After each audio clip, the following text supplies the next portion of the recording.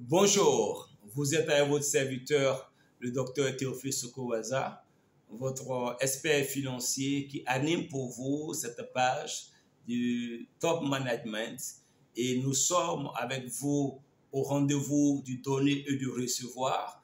Et depuis quelque temps, nous avons fait silence parce que nous avons été très occupés à exécuter certaines missions que certains clients ont bien voulu nous confier.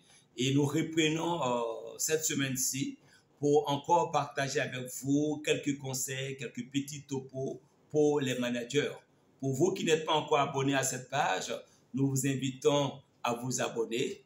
Pour vous qui êtes déjà abonnés et qui voyez pour la première fois cette page, nous vous recommandons de ne pas partir sans laisser un commentaire, sans partager également, et ceci va contribuer au développement de cette page. Ça va contribuer à plusieurs managers, plusieurs débutants, plusieurs entrepreneurs à pouvoir bénéficier de ces quelques petits conseils. Et pour ceux qui souhaiteraient être accompagnés, nous sommes entièrement à votre disposition. La thématique que nous abordons aujourd'hui, c'est comment financer la croissance de votre entreprise. Comment financer la croissance de votre entreprise. Généralement, nous lançons une entreprise et beaucoup créent leurs entreprises avec un capital d'1 million, de 2 millions, juste le minimum pour créer l'entreprise.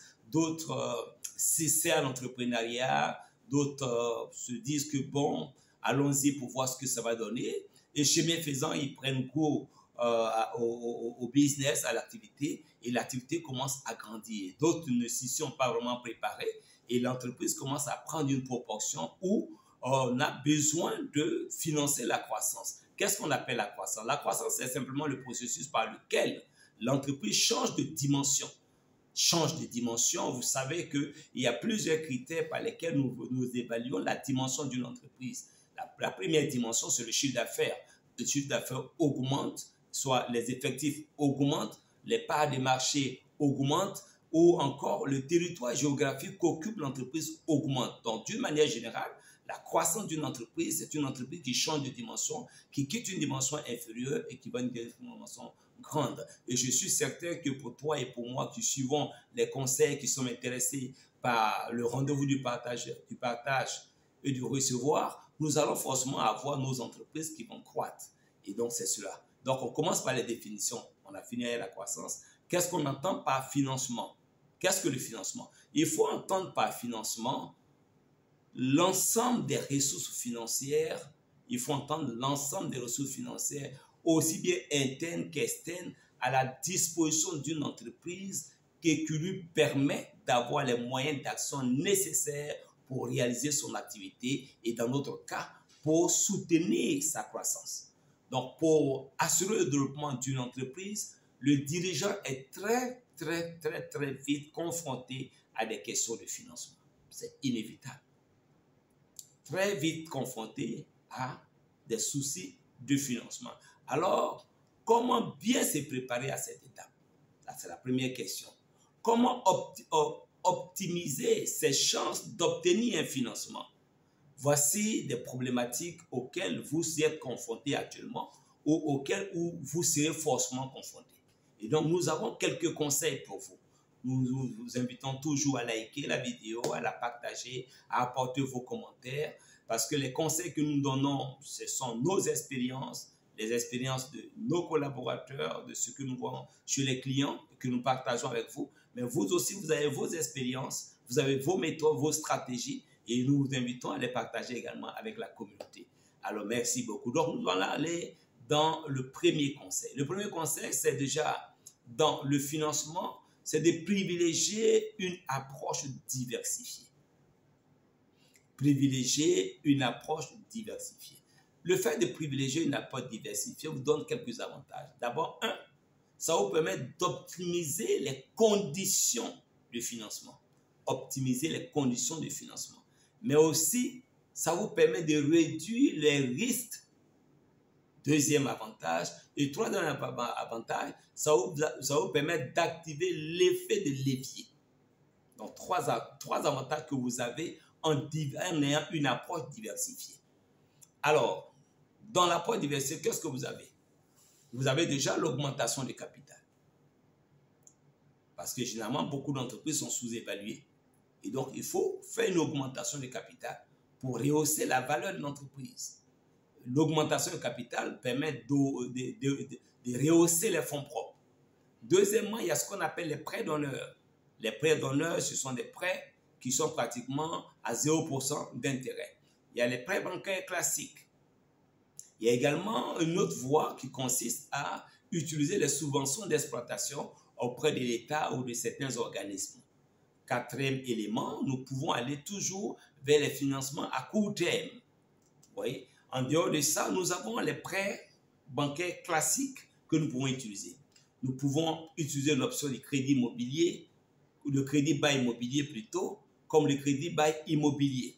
Voilà. Et puis, il y a une autre solution, une autre piste qui intervient, qui est le financement participatif, qui permet à des particuliers d'accorder des prêts aux entreprises. C'est une nouvelle méthode qui est en vogue en Occident, mais qui, sous les notes tropiques également, que nous pouvons utiliser, qui est le financement participatif. Donc, dans l'approche diversifiée, voici plusieurs pistes pêle-mêle que nous sommes en train de nous donner à nous tous. Deuxièmement, et ça, je voulais insister là-dessus, il faut opter pour un discours stratégique et avoir un besoin en financement précis. Opter pour un discours stratégique et avoir un besoin en financement précis. Qu'est-ce que ça veut dire?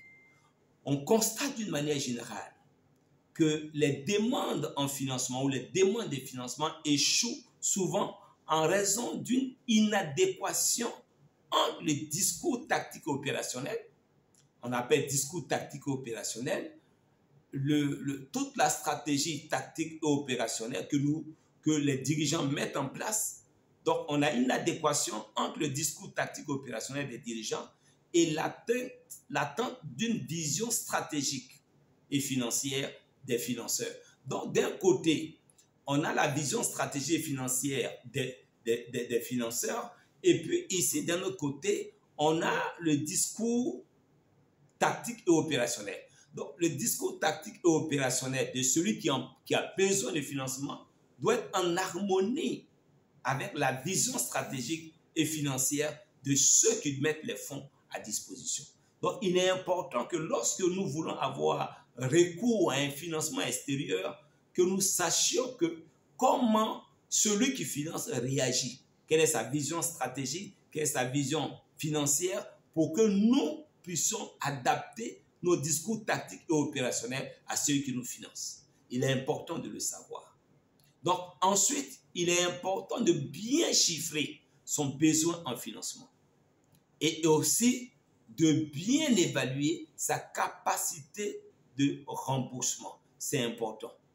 Donc, l'entrepreneur ou le chef d'entreprise, l'entreprise doit fournir un travail d'évaluation en reliant ce travail aux résultats de la société, en corrélation avec les données qui rassurent le financeur. On peut appeler ça le financeur. Donc, il est important que de ce point de vue-là, que nous puissions comprendre très bien l'attente et le conseil que nous sommes en train de vous donner.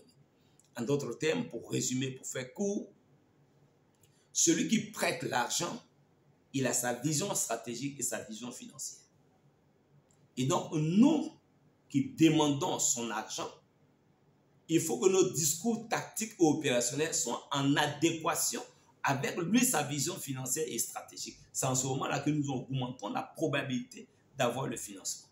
Deuxième conseil, il faut que nous soyons capables de bien chiffrer notre besoin en financement et de bien évaluer notre capacité de remboursement. Ça, c'est des conseils que je nous donne avant de pouvoir aller là-bas.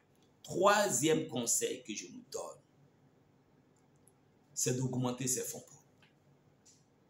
Parce que lorsque vous augmentez vos fonds propres, vous rassurez le banquier, vous rassurez le prêteur et vos états financiers ont une bonne image. Lorsque vos fonds propres sont suffisants, cela démontre que la gestion financière de l'entreprise est bonne.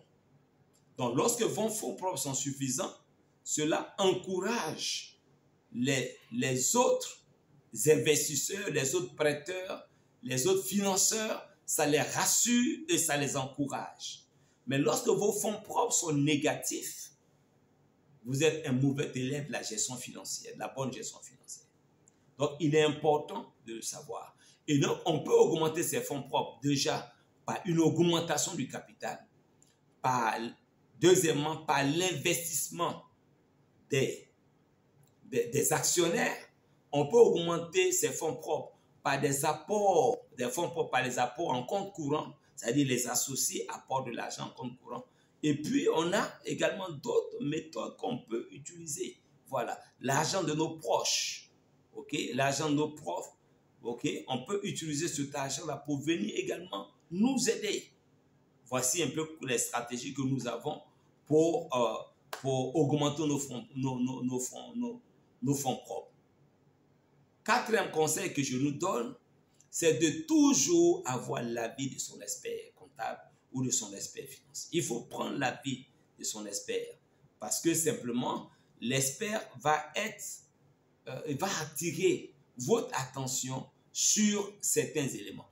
Généralement, lorsque on est dans le processus de prendre de l'argent, d'emprunter, il y a certains aspects qu'on omet.